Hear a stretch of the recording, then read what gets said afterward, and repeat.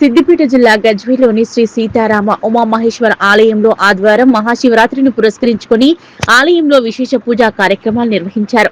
పెద్ద ఎత్తున భక్తులు పాల్గొని శివునికి అభిషేకం నిర్వహించారు. స్థానిక గణేష్ ఉత్సవ కమిటీ ఆధ్వర్యంలో భక్తులకు పండ్లు పంపిణీ చేశారు.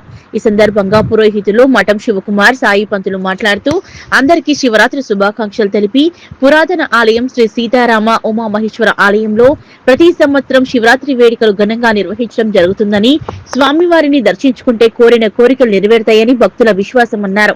ఈ కార్యక్రమంలో పెద్ద ఎత్తున భక్తులు పాల్గొన్నారు.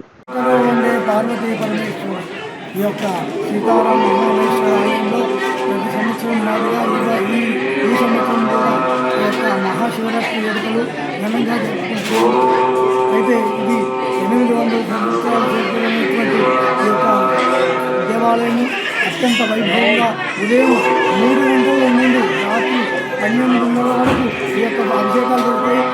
రాత్రి 12:30కు మహాలింగోద్భవ కాలంలో అభిషేకం జరుగుతుంది. ఓం నమః శివాయ. ఓం నమ శివాయ్.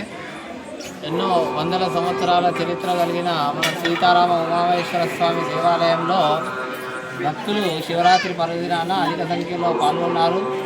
వారికి ఉదయం నుంచి ఉపవాసంతో ఉంటారు.